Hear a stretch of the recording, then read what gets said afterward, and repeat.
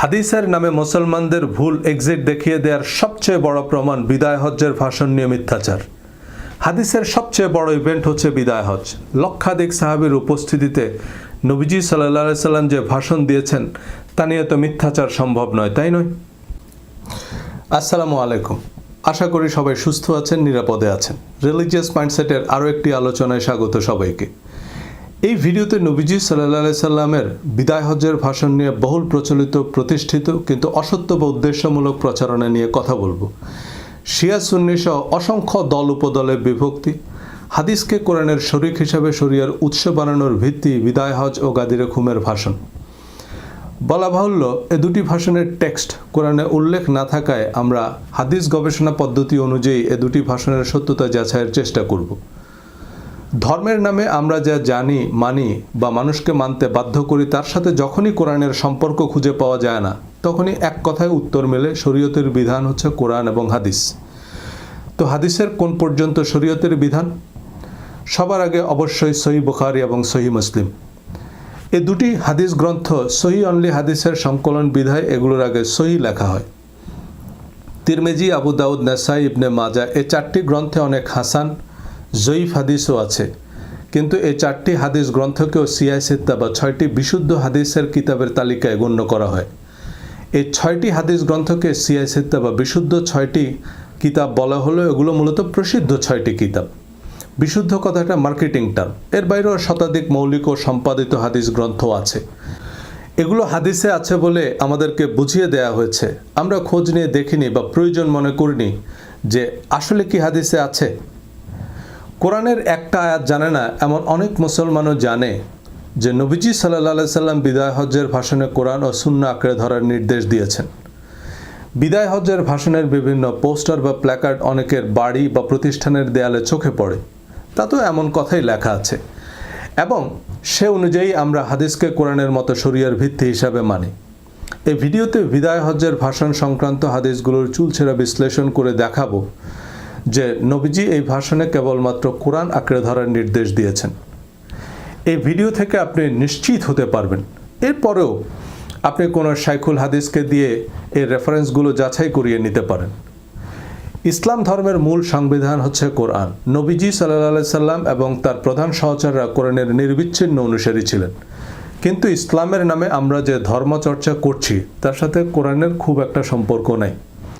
যারা বিভিন্ন পোশাকি রীতিরেওয়াজকে ধর্ম হিসাবে জেনে বা মেনে আসছেন, তারা কোরআন কেন্দ্রিক ধর্মচর্চাকে ইসলাম বলে মানতে নারাজ, যে শুধু কোরআন অনুসরণ করলে নাকি ইসলামের আর কিছুই থাকে না।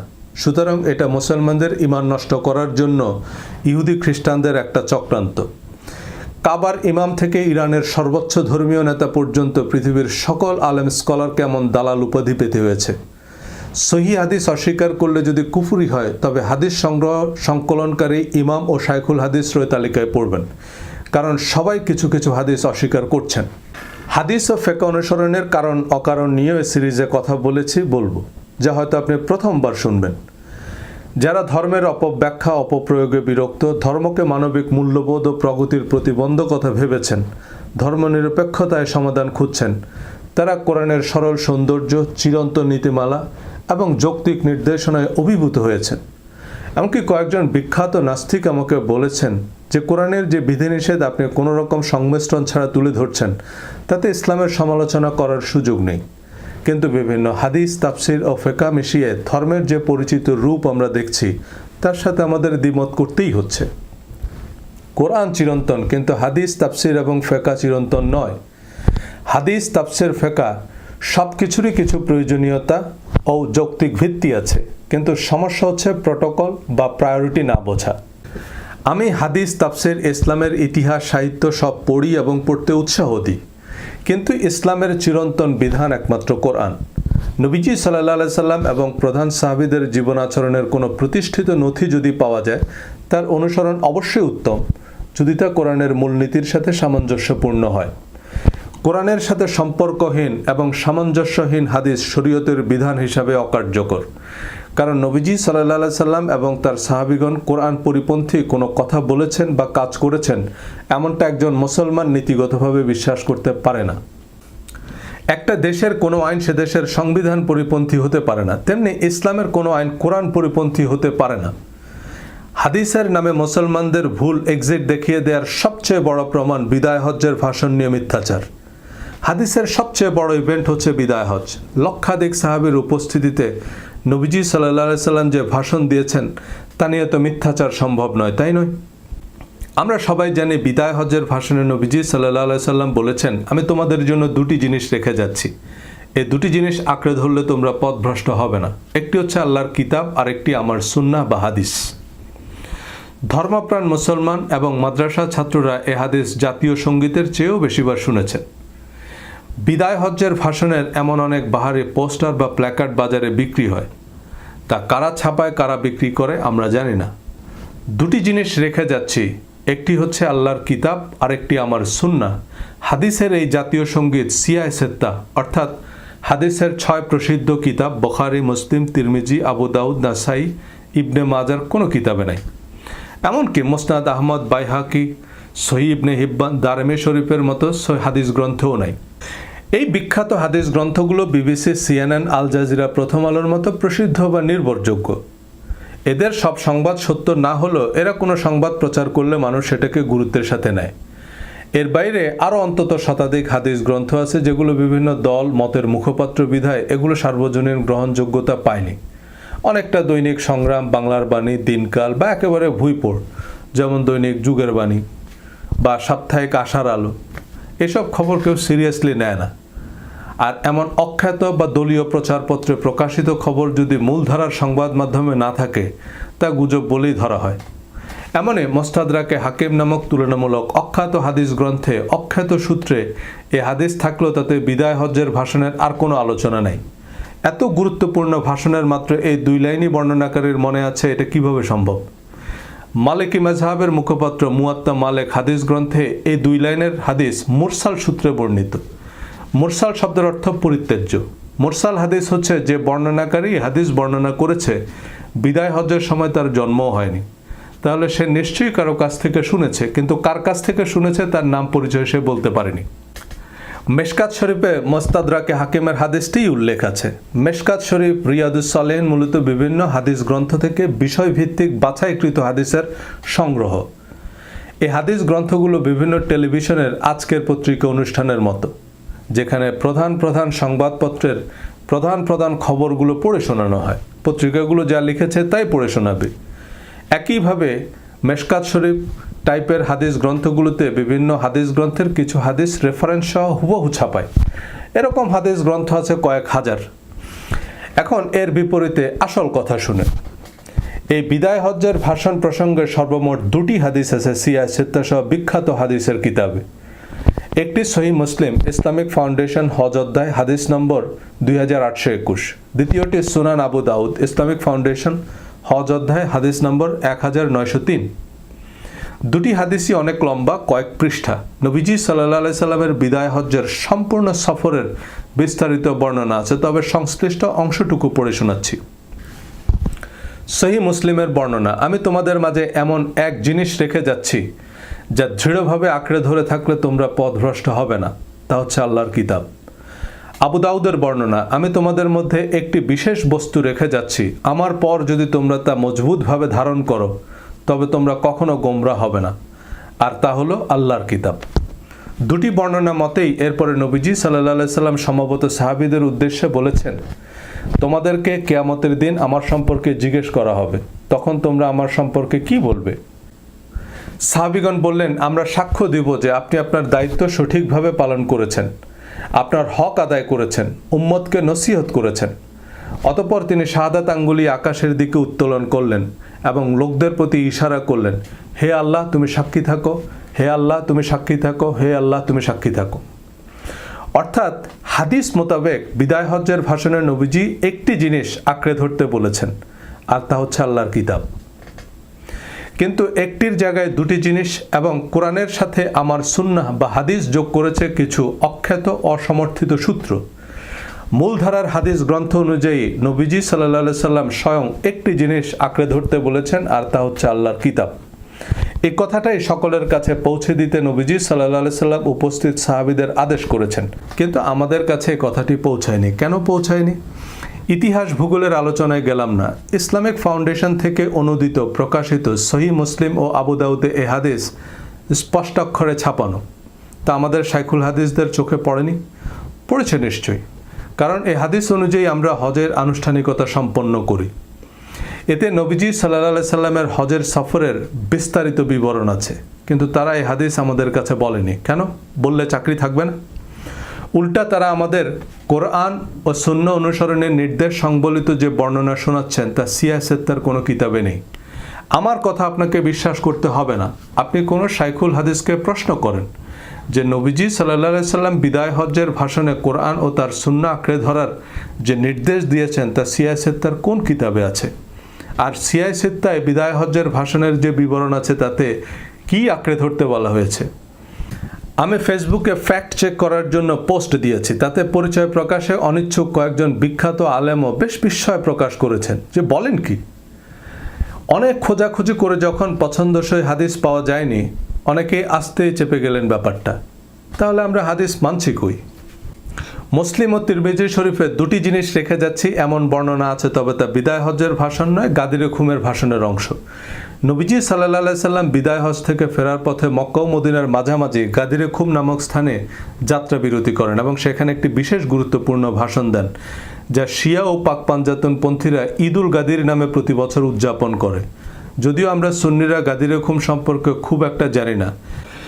গাদির খুমে যে দুটি জিনিস আঁকড়ে ধরতে বলেছেন বলে মুসলিম তিরমিজি শরীফে বর্ণিত আছে, এই দুটি জিনিসের একটি কোরআন, আরেকটি আহলে বাইত, নবী পরিবার।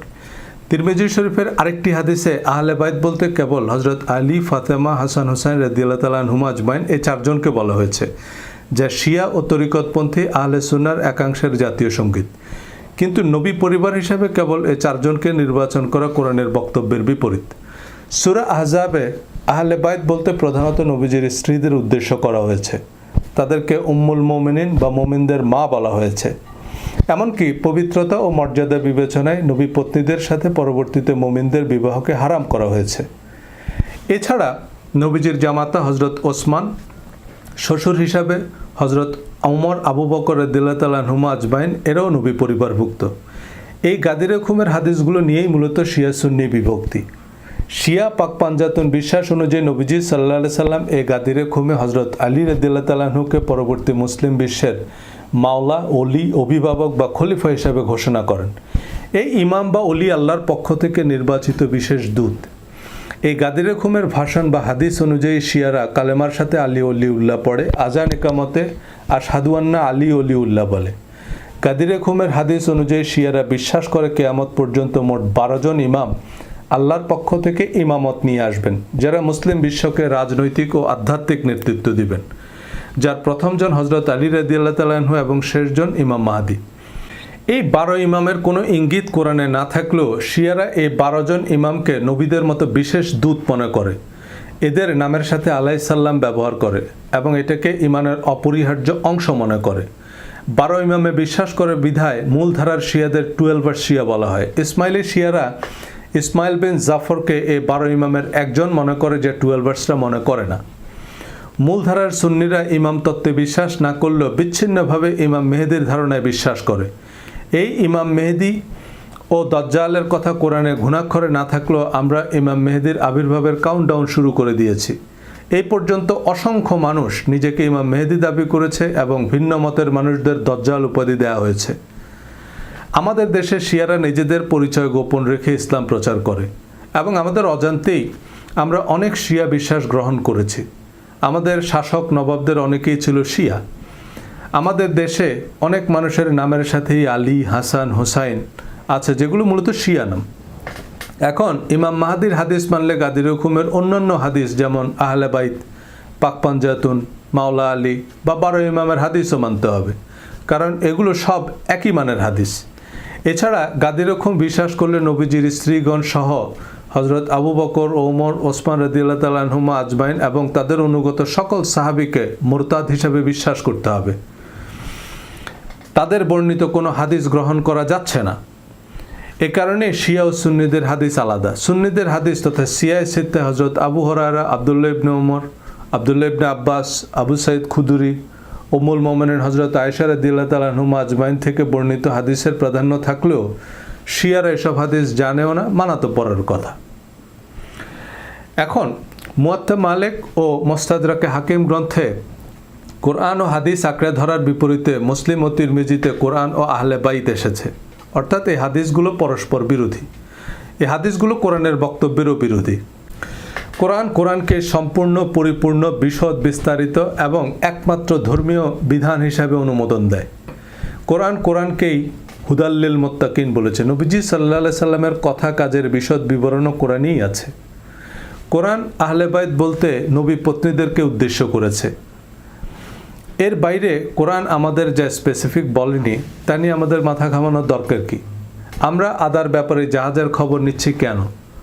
উম্মুল মুমিনিন বা খোলাফায়ে রাশিদিনের বিচার করার দায়িত্ব আমাদেরকে কে দিল? হাদিস শাস্ত্রের স্বীকৃত মূলনীতি অনুযায়ী কোনো হাদিস কোরআনের বক্তব্যের বিরোধী হলে তা বাতিল। কোনো একটি হাদিস আরেকটি হাদিসের বিরোধী হলে দুইটাই বাতিল।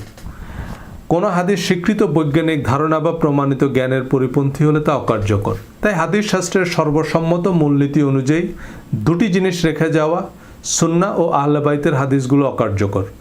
সুতরাং বিদায় হজ্জের ভাষণ অনুযায়ী নবীজি সাল্লাল্লাহু আলাইহি সাল্লামের অন্তিম উপদেশ হচ্ছে কোরআনের নিরবিচ্ছিন্ন অনুসরণ। হাদিসকে কোরআনের সমকক্ষ মনে করলে এই হাদিস অনুযায়ী কি আমরা মুনকারিনে হাদিস বা হাদিস অস্বীকারী নয়? এবং বিদায় হজ্জের ভাষণের মতো গুরুত্বপূর্ণ টেক্সটকে মানুষের কাছ থেকে আড়াল করে রাখা অন্যায়, অবিচার, অসততা। জেনে শুনে সত্য গোপন করে মিথ্যা ভুইপোড় হাদিস প্রচার করা জালিয়াতি। সত্য প্রচারের উদ্দেশ্য থাকলে অন্তত 4টি হাদিসই সনদের মান অনুযায়ী বর্ণনা করতে হবে।